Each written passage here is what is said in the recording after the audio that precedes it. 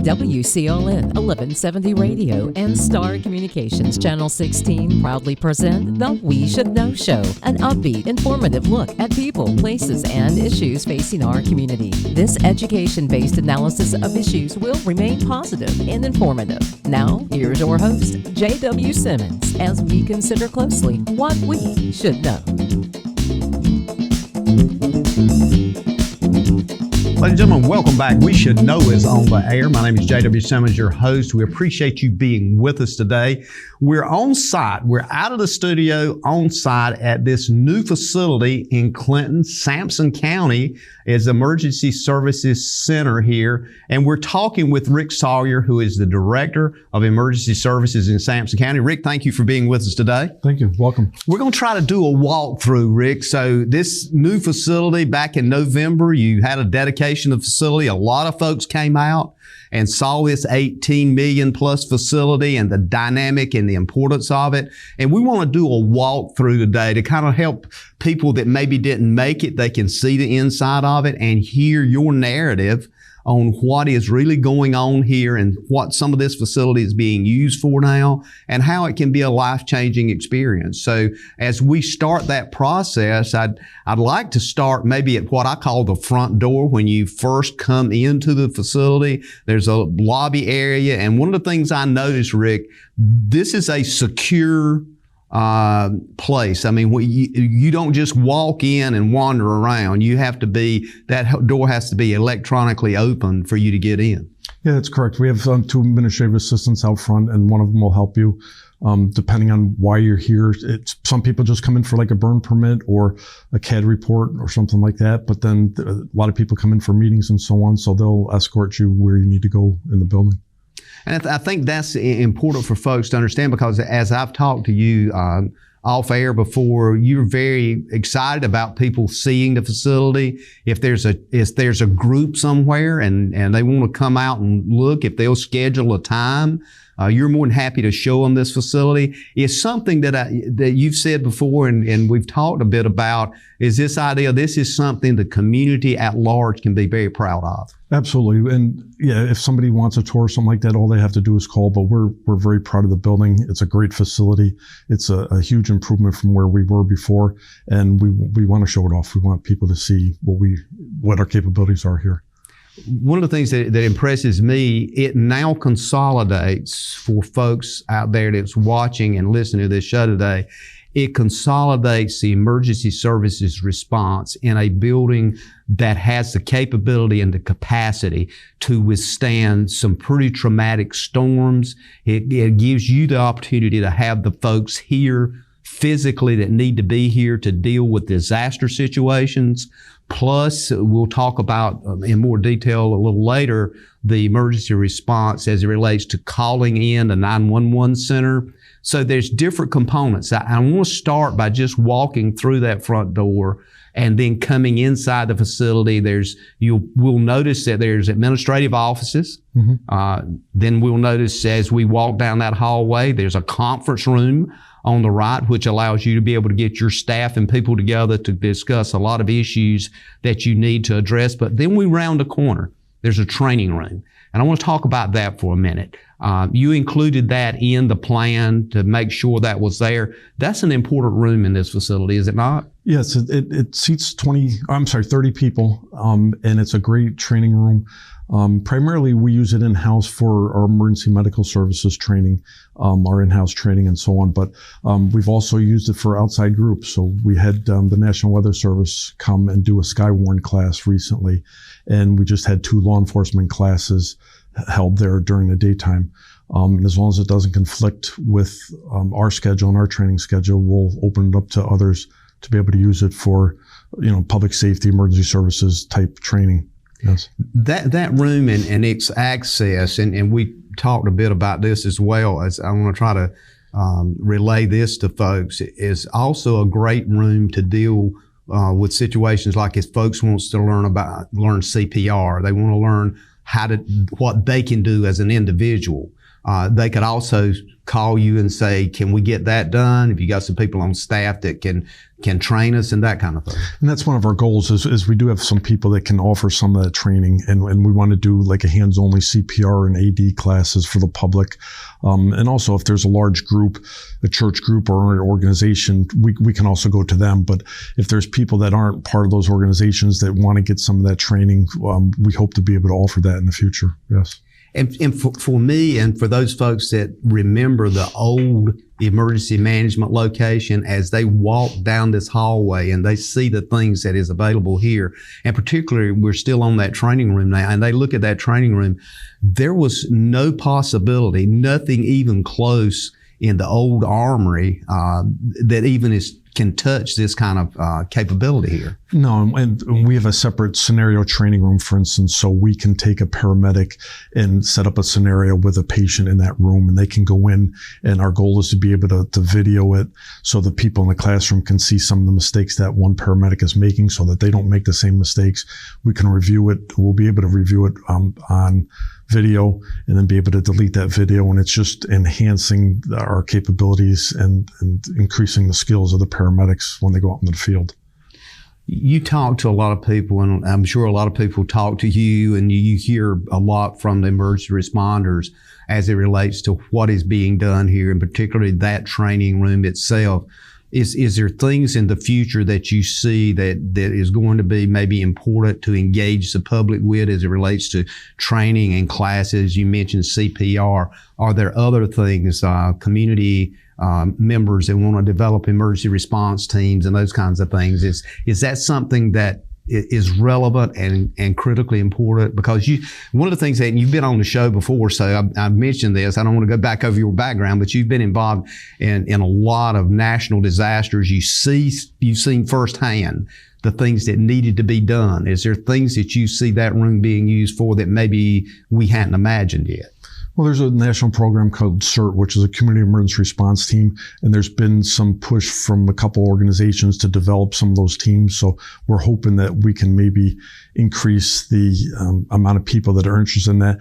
But even just as individuals being prepared, so that if an emergency does come, if a hurricane does come, that they can be self-sustainable for a period of time if we can't get first responders to them. So we want to try to do some of that community preparedness training as well.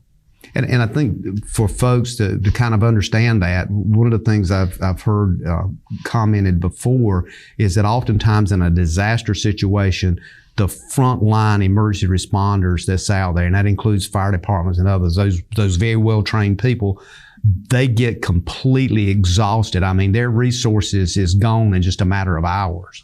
Yeah, except for the city of Clinton, most of our fire departments are volunteer, and there's less volunteers in the community. And it's not just emergency services, it's in the school, it's other organizations and so on. So they do get exhausted, and we have the capability, if we have an emergency here, to be able to call in additional resources from other parts of the state or maybe even outside the state if we need to.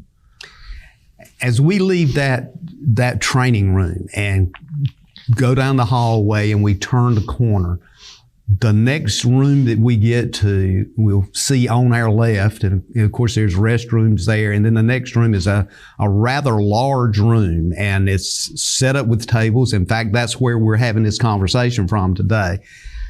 This is a critical asset in this room because of the technology, because of the people that are here, particularly as it relates to a disaster. Let's talk about this room for a moment, and you tell us how important this is and what happens in this room. This is our emergency operations center, and this is the hub of all emergencies and decision makings. If we get a storm, if we get some kind of event here, it's probably triple in size of where we were before. It increases our capabilities. You'll be able to see that we have 9 TV monitors here. So depending on the situation, we can monitor the local news, the national news, the local weather, the national weather, surveillance cameras, live drone footage, outages, power outages, road closures, and stuff like that. So this is sort of the hub of where we do a lot of our decision making.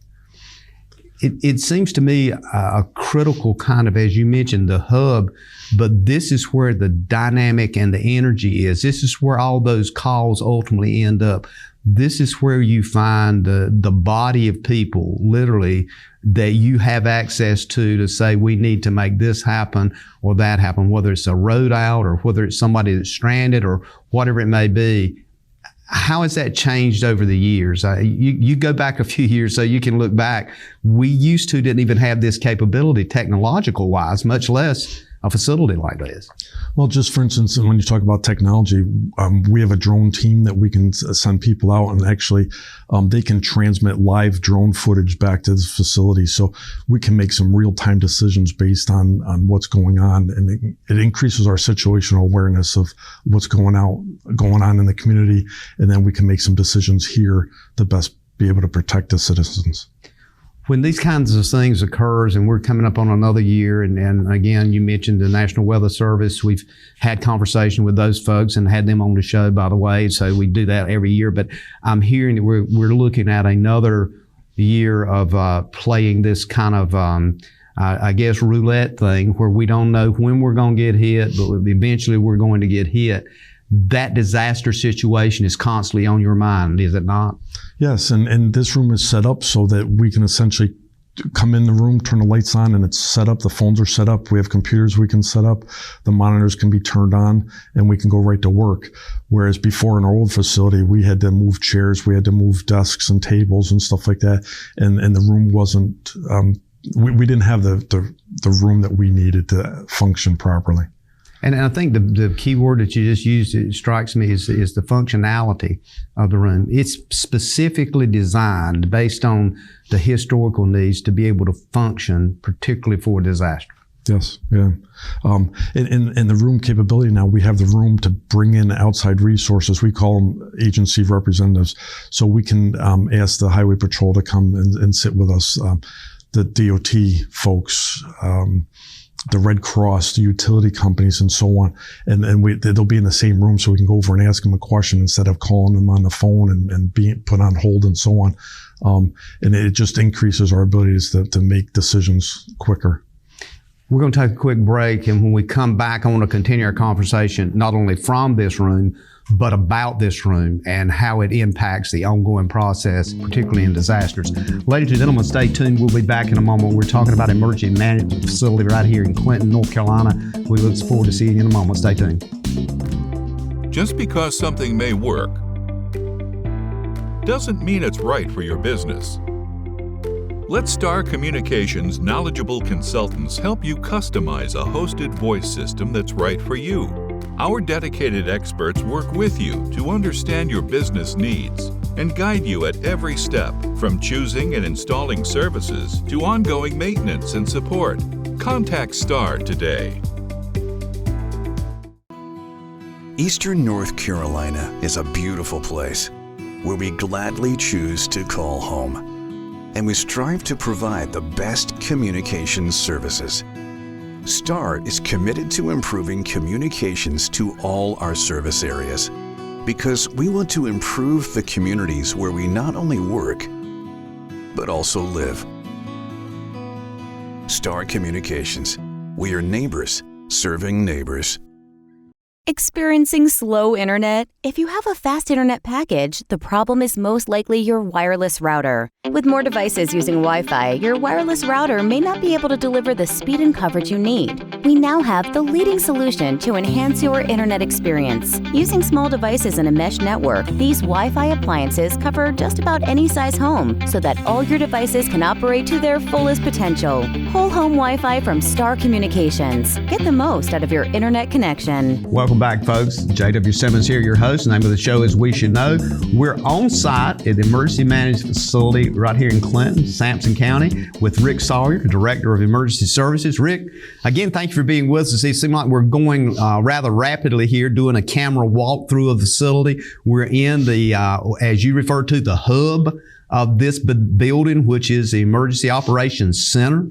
This is a large room, and then the camera will show folks that as they're looking at it. But one of the things that you struck me with some time ago as we were talking about this facility was the idea that during a disaster that you had in this room all the people that you need to literally walk up to if you needed to put your hand on their shoulder and say, we've got this going on here and we need to gather resources in this way or that way. They're physically here. How important is that for the director to have those folks in this room? It's huge. Like I said, we don't have to pick up the phone and call somebody. They're here. Their representatives are here. So, for instance, we're sitting in front of the operations table. Those people are our boots on the ground that are actually out there physically doing the work. But then in this center, there's a whole bunch of other decisions being made. We have a logistics and finance section, for instance, that looks at what materials do we need? What equipment do we need? Do we need more manpower? And then how are we going to pay for that? And we can request that. Our planning section, for instance, will look into the next operational period. So our operational periods are generally 12 hours or 24 hours, but they're looking down the road 2 days from now, 3 days from now. Where do we anticipate where we're going to be and what do we need? Our public information officers here, and all those folks are here, our communications and so on, to be able to sit and talk. And we have a breakout table here so people can sit from other sections and come and sit down and talk about things. And then off this room, we have another conference room. And in that conference room is where some of the higher level decisions are being made. So the county manager, some of the department heads, the county attorney, finance director, myself will sit in there. We may be briefed on the current situation, and then we have to sit and make some decisions. For an example, Hurricane Idalia was coming up the coast, and we knew that was going to impact us to some degree, but we didn't know how much. So based on the weather forecast and the recommendations and so on, we sat and made some decisions. Do we need to order evacuations, or do we need to recommend evacuations, or do we need open shelters and so on? And ultimately, we recommended that people just be vigilant and be aware of their surroundings, and keep an eye on the weather. And if they had to move, they could move. But we did not open any shelters, and that turned out to be the right decision. But so we can take some people here and go into that conference room and have maybe some more secure conversations, and then come out and let everybody know the direction that we're going and what the plan is for the next couple hours or the next day.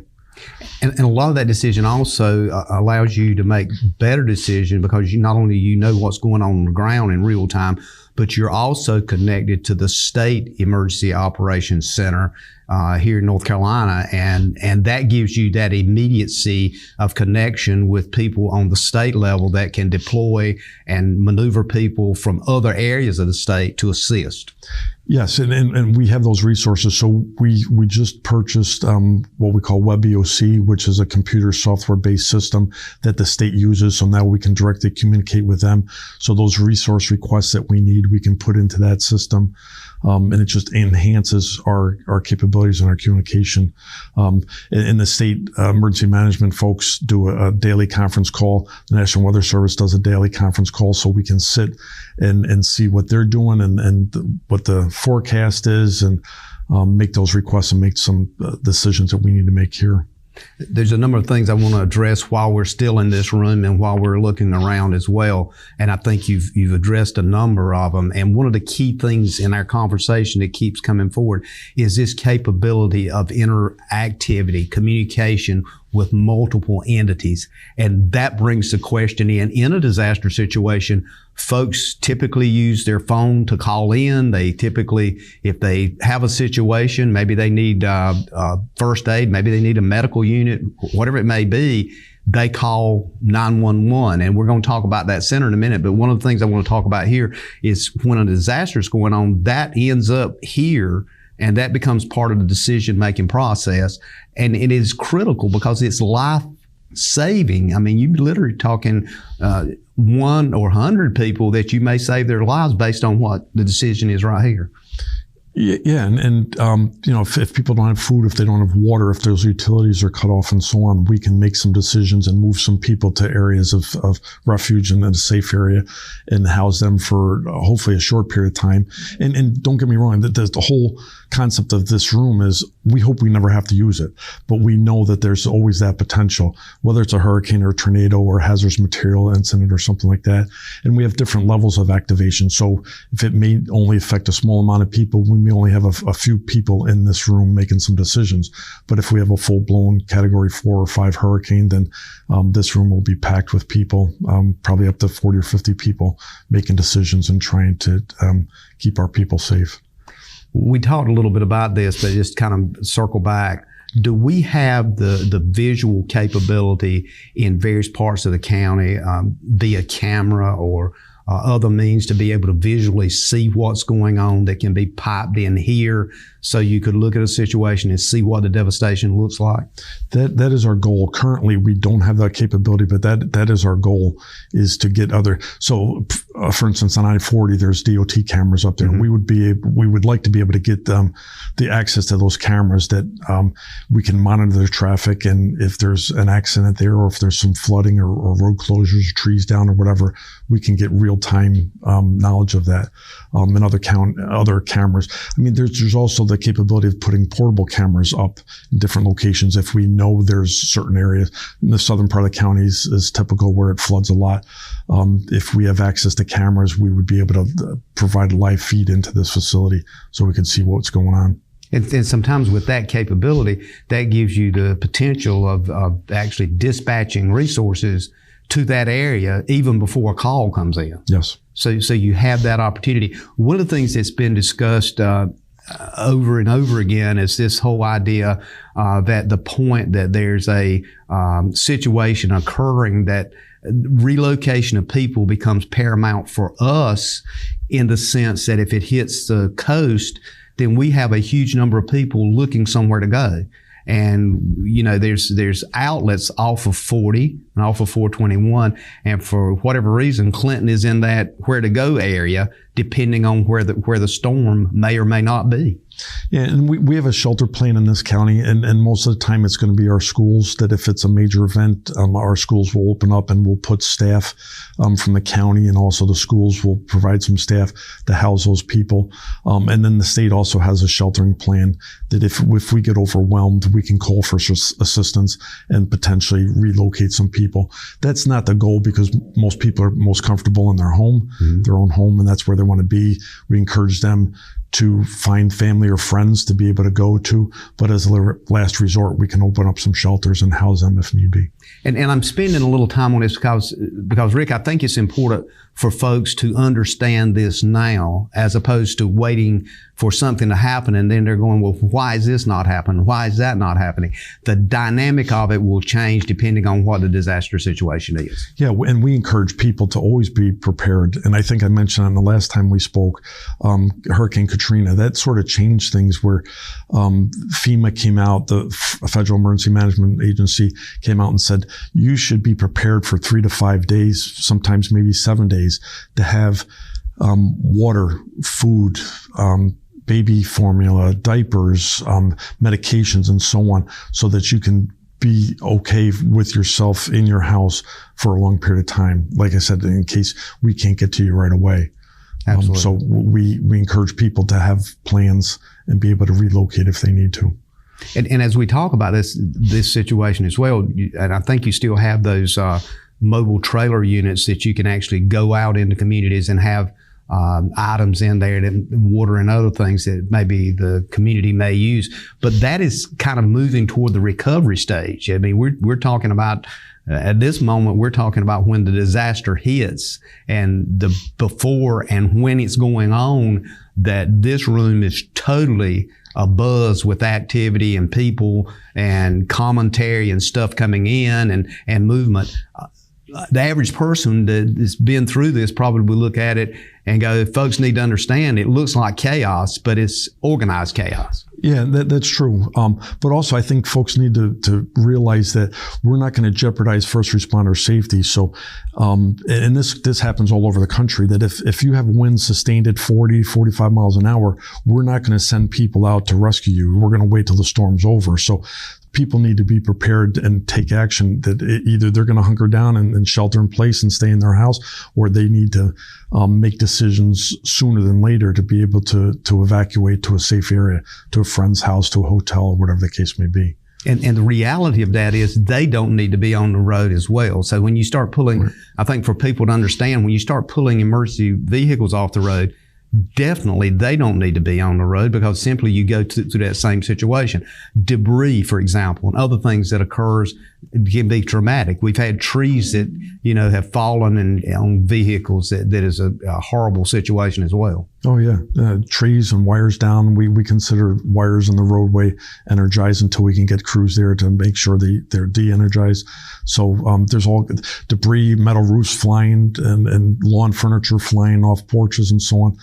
We don't want people in that element. We want them to be safe. Yeah, because you're basically creating two catastrophes. You got the events occurred, and then you got the other catastrophe that's being created by people that put themselves in harm's way. Yep, exactly. And I think that's probably a message that you've said time and time again, and it's always good to remind folks as we're in this room looking around at what's going on and the dynamic and the importance of this room itself. So as we go to this break, when we come back, I want to kind of transcend and move over to the bay area of the facility. And we're looking at 12 bays here. We're looking at the capability, unbelievable capability of vehicles going in and out, and just talk about what happens there. Ladies and gentlemen, stay tuned. We're walking through the facility here, $18+ million facility to your benefit and serving you. We'll be back in a moment.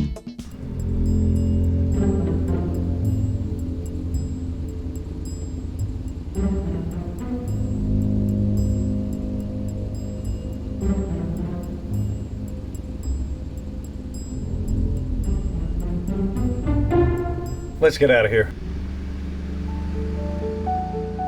Protect what matters most in your life with security from Star Communications. Honey, do we pay our bill? What bill? The Star Communications bill. No worries, honey. With Star's paperless billing and automatic draft system, I get a notification sent right to my phone. There's no need to be bothered with those paper statements, and our bill is paid on time every month. Well, that's easy and convenient. It sure is, honey. Honey? Yes, dear. The bake. Oh, right.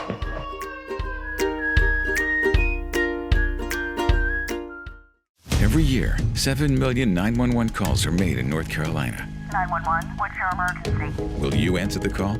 Every second counts. You can be that lifeline. People in crisis look to us for assistance. We provide guidance and support until physical help can arrive at the scene. Join us and make a difference in our community. Be the calm in the chaos. Be the voice in the dark. It's the hardest career you'll ever love. Will you answer the call? Discover more at it.nc.gov/911careers.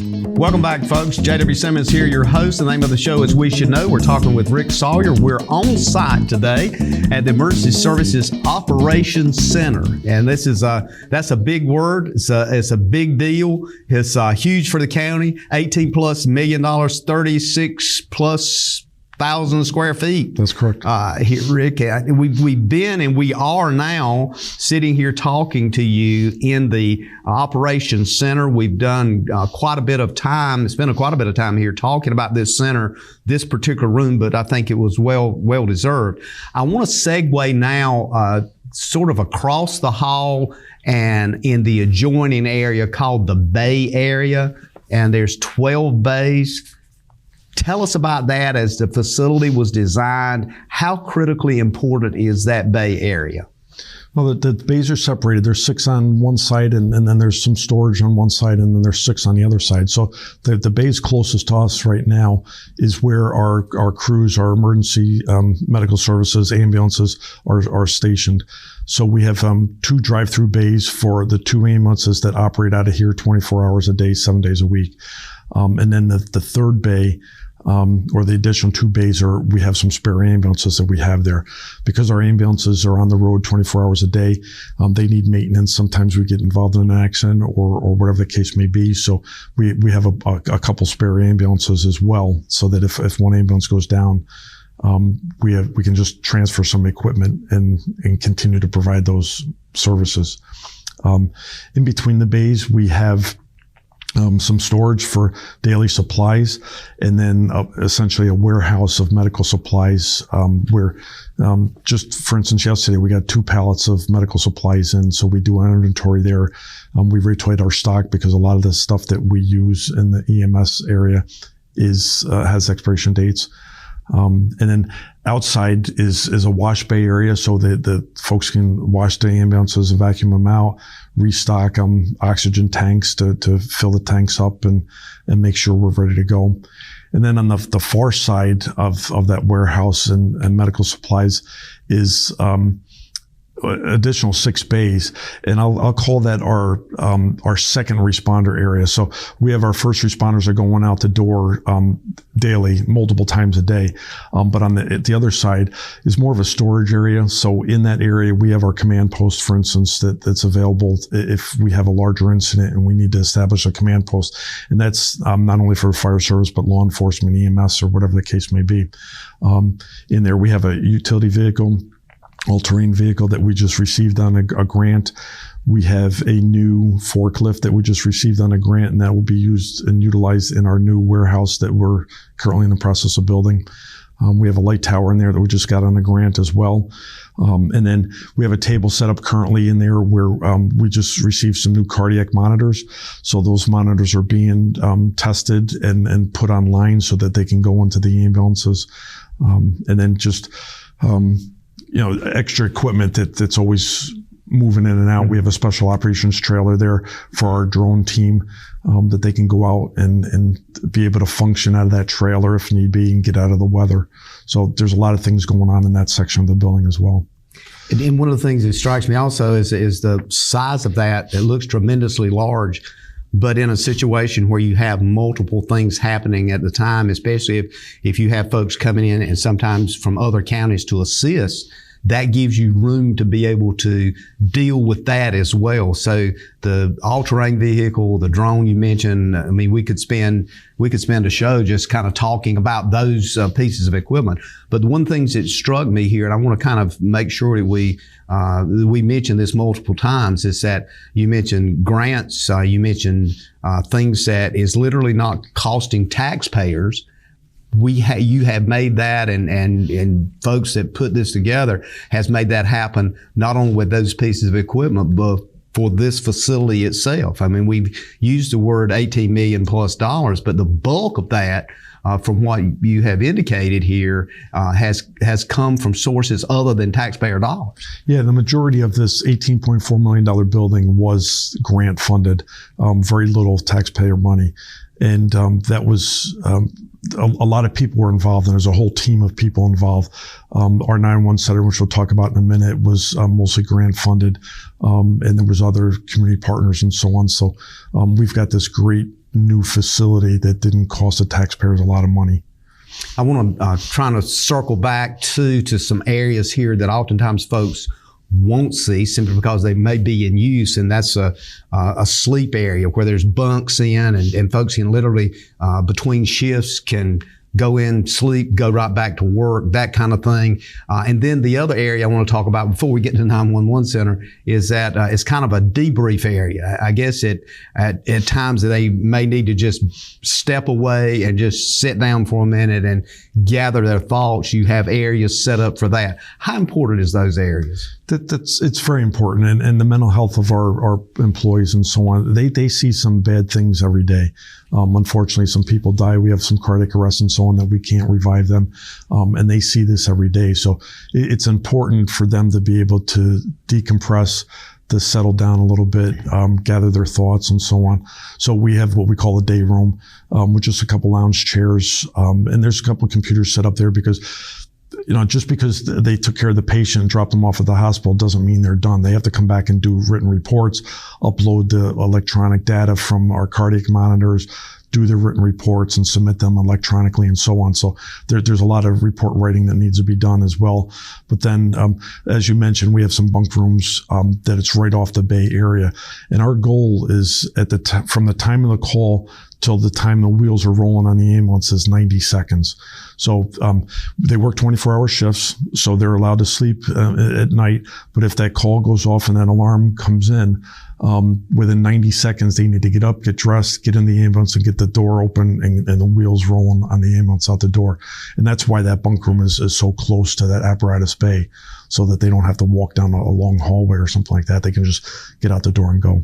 Life and death is always a critical issue based on time. So that's where we are. I want to kind of go ahead and segue to the 911 center now. This is where all the calls come in from whatever kind of emergency. They come into this center, and there's people not only that are there that do this, but they get that dreaded call quite often. And it's literally, they have people on the line that maybe die on the phone. Mm-hmm. And these are the kinds of traumas that it takes special people to do that job. But this center is set up to have not only that capacity, but even beyond that capacity, that if for some reason it's overwhelmed, you have other centers in the state that back up this center and vice versa. Tell us about the 911 center, and we're going to touch on that. And at some point in time, I want to do a whole show just on the 911 center. But give us the high spots of that while we're talking about that and while we're on site here today. So in our previous facility, we only had 4 consoles, and at maximum we could have 4 channels working and talking on the radio. And then we had a bank of phones on the back table. We can answer phones. But now in this new facility, we have 8 positions. And we're in the state funds for 5. So there was, when they designed this building and thought about it, they really built in the capability for expansion in the future. So we generally have 4 people working at all times answering phones. And last year we answered about 135,000 calls last year, both emergency and non-emergency calls. But we have 4 people generally working every time, day and night. And then during the day in peak hours, we try to have a 5th person on to be able to answer phones and get those emergency services folks going as fast as we can. But we have the capability that if a hurricane's coming, or we know that there's more things, and more calls going to come in because bad weather's coming, we can call additional folks in and be ready to answer those phones and get those calls for service out to the first responders. So it's a beautiful facility. The technology is just amazing and what we can do in there. And I think the big thing is that operation center itself is not only crucial, but it is key to the information gathering of what is going on in the community. And it's literally a 24/7, as you mentioned, basis that happens, and that technology there has been enhanced over the years. Yeah, it's like you said, the capability of now pinpointing where somebody is on a cell phone or something like that. It just the computer screens. They've got 8 different computer screens that they're monitoring. We also do what we call emergency medical dispatching. So if somebody's having a medical emergency, our dispatchers and our telecommunicators can help them not make things worse and hopefully make things a little better for them before our paramedics can arrive. And we'll walk them through, and sometimes we'll stay on the phone until that ambulance arrives. And sometimes people will say, well, stop telling me these things or stop asking these questions, thinking that the ambulance is delayed. But there's another dispatcher that's already dispatched that ambulance. The ambulance is on the way, and they're helping these people through that traumatic time for them until that ambulance gets there. A critical part of the center itself is that functionality and the dynamic of what goes on there. And one of the things you've mentioned to me off air is there's always this need to find people that has the capability, the stamina to do that job. Sometimes people, I think, just look at it as, well, it's just answering the phone. It's so much more than that, because it is those life-saving skills. The ability to multitask, the ability to think quickly, and we have protocols and standard operating procedures set up for the different scenarios and so on. But you can't predict every scenario that's going to come in. So the dispatchers have to make split-second decisions on what they need to do. So it not only for 911, it takes a special person to be able to do that job, but also from the EMS perspective and the paramedics for what they see, because they're making split-second decisions on what medication to provide and so on.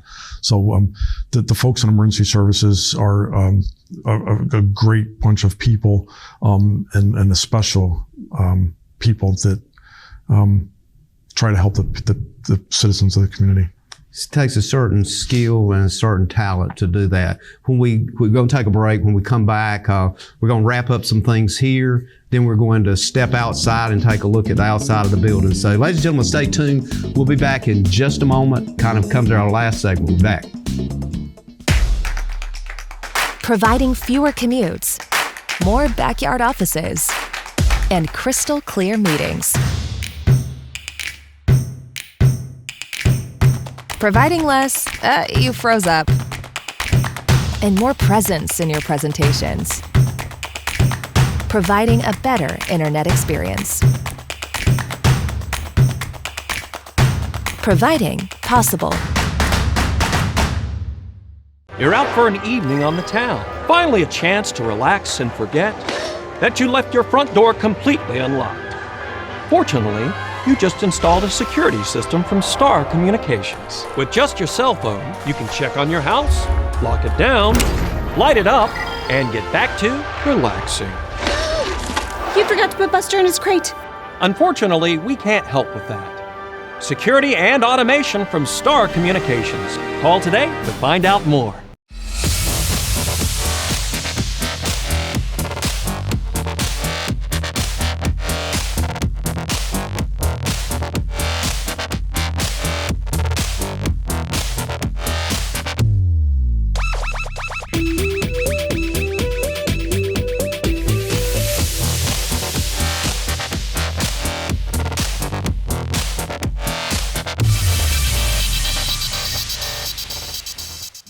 Welcome back, folks. Coming up on the last part of the show today. The name of the show is We Should Know. We're at the Emergency Services Operation Center here in Clinton, North Carolina, Sampson County, with Rick Sauer, the director of this operation. Rick, we've talked about a lot of stuff in the previous parts of the show today.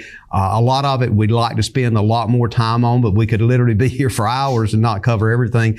As we finish talking about the communication center, that 911 center, and the critical importance of that, there's a lot of pieces here that folks need to be aware of that's part of the total operation. And one of those I wanted to mention was the kitchen area that gives the capability of folks to literally, in their ability to stay here and stay on duty, gives them an area they can go and have a meal or take a 20-minute break or whatever to have some refreshment and go back to work. So the facility's designed to house and maintain on a regular basis activity in this building. And I think that's an important part of it. Yeah, then we have a full service kitchen. And like you said, we have people here 24/7, 365. So they need to eat. They need to eat well. And eating healthy is something we encourage. But also, if we have to activate the Emergency Operations Center, we don't want people leaving here when we're making decisions. So we can either cater food and bring food in here and have healthy meals, or we can prepare our own food and just go to the store and get some food and prepare some meals here. So it's a good good thing to have so we can keep people here. Absolutely. And you don't need to be looking people. You need to know where they are. Yep. So they're either in this room where they step to the restroom or to the kitchen. You know, those three areas. The other thing I want to mention too is there's a lot of stuff that happens. We briefly alluded to the office spaces and so forth, but when we do that, it's not just empty space. There's things like the GIS 911 property addressing program. That's huge. And then you've got the fire marshal and emergency medical services. You have a person that reports to you in charge of that area. The whole dynamic unfolds into a picture where you now have things at hand and people. How important is it to have all those folks there and knowing that they have the operational environment they need to make things happen? Yeah, like you said, we have the administrative wing, and we talked about all the emergency responders, but we have 50 plus full-time paramedics and then a bunch of part-time paramedics. We have 22 full-time staff for 911 center. So there's that administrative portion that's going on. So we have some administrative assistants. As you mentioned, we have the 911 addressing coordinator, our GIS folks here in the building, and they do an important job in terms of naming our roads and then also numbering our structures in our houses. And the importance is that it's all uploaded into our computer-aided dispatching or our CAD system for 911 so that when somebody calls, we know where to send our first responders. So they have a vital function. And then you mentioned the fire marshal's office. They're here. Their office is here. Oftentimes they're out in the field. They investigate all the fires in the county. So they're on call 24 hours a day and they go out the door. But also they do code enforcement and inspections in most of the county as well, except for a couple of municipalities. We have our emergency management coordinator that does a lot of behind the scenes preparation. And even in, if we had an event, he'd be heavily involved in the recovery portion. And he's in charge of this operations center here so that we can just come in and flip on the switch and be ready to go. So there's a lot of things going on behind the scenes as well. You mentioned our emergency medical services. We have our EMS chief, assistant chief, training officer that are doing things behind the scenes to make sure that our people are up to speed with the latest and greatest technology and education so they can go out and take care of our folks. One of the things that we were going to mention also, and I was going to try to build it in earlier, but I'll mention it now, as part of this property as well, there is a separate funded, which was grant money, storage facility that's also important as it relates to maintaining and storage of certain items that's needed in case of disasters. It's adjacent here onto this property as well. Yes, it's right behind our building between us and the sheriff's department, and it's a 13,000 square foot building, a $3 million building that was all grant funded, and we're going to split that building with the sheriff's department because they needed some additional storage space as well. But we have some emergency supplies throughout the county that we want to bring together into one location. So, as you mentioned, bottled water, MREs, cots, blankets, those types of things. So we can load up a trailer, and if we have to open up a shelter, we can go right out the door. And that's why we just got that forklift, so we can have things stacked up and take them off the shelves, put them in a trailer, and out the door they go. Just be able to respond faster. I think one of the things that strikes me in our conversation today and looking at this outstanding building and this facility that's a benefit to the folks in the county is that you're preparing for things that you certainly hope don't happen, but you're prepared as much as can be done humanly possible to be there in case they do happen. Preparation is huge. And like you said, we hope we never have to do this, but if something does happen, we need to be ready and try to respond. And we may need reinforcements. We are a small county. We don't have all the resources that we need, but at least we can start the process, get some help in here, and again, try to keep the people safe. What I'd like to do now, and this is going to be kind of interesting, but I want to literally take the cameras, go outside and walk outside with you and give folks a view from the exterior of what we've been seeing on the inside, give them a view of the dynamic of this facility, and maybe just bring the show to a close looking at the facility from outside and give you the opportunity to kind of have some, I guess, last minute thoughts things we need people to understand, and how important it is, and how proud they should be of having this kind of facility right here in our community. Rick, we've had a great conversation today as we, kind of looked at the facility and outside, looking back at this facility behind us. This is a huge dynamic, and it's huge for this area. And one of the things strikes me as we're looking from outside, looking at the facility, this decision was made to do this by some very forward-thinking people.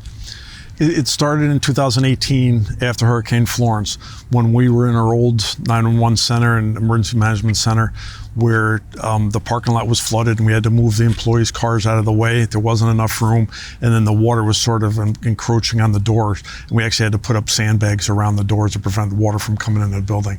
And the county administration and the commissioners started looking at funding opportunities and started coming up with preliminary plans and so on. And a couple years later, we have this great facility. It's a dynamic that is a benefit, and you and I have talked about this multiple times, a huge benefit to everyone in not only this county, but the region, because emergency management is a huge partnership in this state.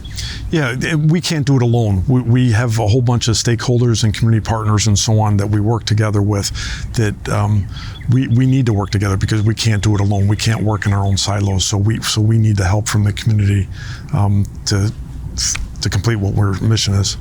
I think one of the things that strikes me as I, again, look at this facility and the dynamic here and the possibilities in going forward, it's also a piece that attracts folks to this area, industry, business, homes, and others, because they want to live in an area that they feel like that they have some sense not only of comfort, but of safety.